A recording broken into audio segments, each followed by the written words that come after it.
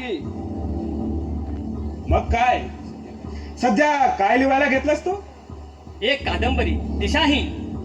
वा, नावावरून कादंबरी चांगली असेल यात शंकाच नाही.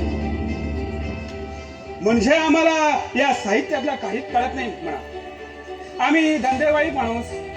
मग काय, हा आमचे पार्टनर काकाजी साहेब आहेत ना? आहेत ना, माडीवर आहेत. त्यांनाच भेटायला आलो मी मुद्दाम. आजच्या पेपरमध्ये 21 लाखाची निविदा प्रसिद्ध झाली आहे आणि ते टेंडर ते भरतात की नाही तेच विचारायचं त्यांना. सध्या तू आमच्या पप्पा बरोबर पार्टनरशिप मध्ये धंदा करतोयस. पूर्वी म्हणे तू स्वतंत्र धंदा करायचास. त्याचं काय आहे, धंद्याला म्हणजे लक असावं लागतं. शहरात अंबरे बिल्डिंग मध्ये माझं एक ऑफिस सुद्धा होतं, पण नाईलाजाने ते बंद करावं लागलं. आणि त्या ऑफिस मध्ये म्हणे तुला फक्त विवाहित बायका भेटायला यायचं, हे जे मी ऐकलं ते खरं आहे का?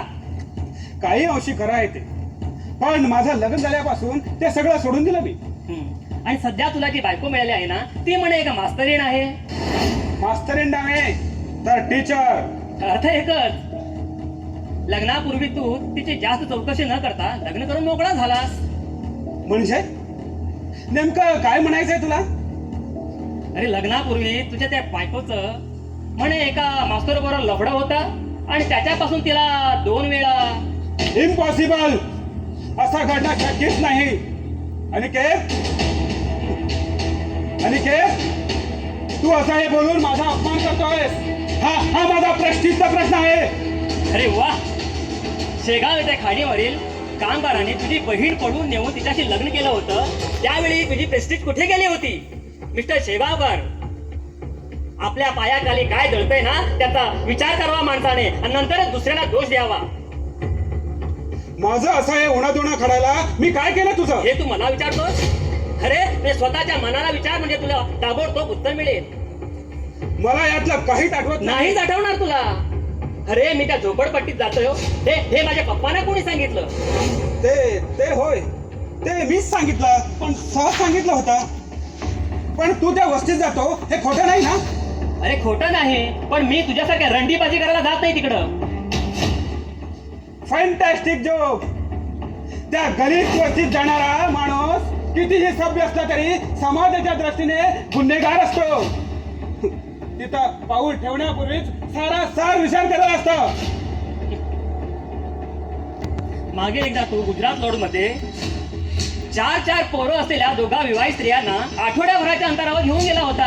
हे जर मी तुझ्या बायकोला सांगितलं तर कसं वाटेल तिला? Fantastic joke. तिला ते कधीच खरं वाटणार नाही. नाहीच वाटणार, कारण ती. अनिकेत, तुझी जी फारच सैल सुटत चालली आहे. उगाच माझा सहनशीलतेचा अंत पाहू नकोस, नाहीतर माझ्यासारखा वाईट माणूस या जगात दुसरा कोण नसणार. भुंकणाऱ्या कुत्रा कधीच चावत नसतो, हे पुढचं माहित आहे मला. अरे, आणि तुला सांगून ठेवतोय, माझ्या वाटेला जाताना सांभाळून राहा, नाहीतर तुझे 3-13 वाजवायला मला वेळ लागणार नाही. आणि माझ्या पप्पाजवळ तुझी माझी विनाकारण बदनामी केली त्याची क्षमा माग आधी. क्षमा? आणि तुझ्या मी मागू? हा, का म्हणून? तुला हे फार महागात पडेल नाही तर. मला धमकी देत असतो? इतका वेळ मी तुझं बोलणं निमूटपणे ऐकून घेतलं, ते काकाजीकडे पाहून. आता मी सांगतो ते नीट ऐकून घे. तू ज्या झोपडपट्टीत जातोस ना, तिथल्या मंगल दादाला सांगून तुझ्यावर बोट दाखवलं ना, तर उद्याचा सूर्योदय पाहिला तू जिवंत राहणार नाही या दुनियेत. Fantastic joke. आणि तो मंगल दादा निरपराध लोकांच्या कधीच वाटेला जात नाही, हे पुढचं तुला माहित नाही असावं. या विषयावर तुझ्याशी बोलून काहीच उपयोग होणार नाही. पप्पा माडीवर आहेत म्हटलं तेव्हा. ते खूप असण्याची गरज नाही. त्याला वाटेल त्यावेळी भेटू शकतो मी. बाय.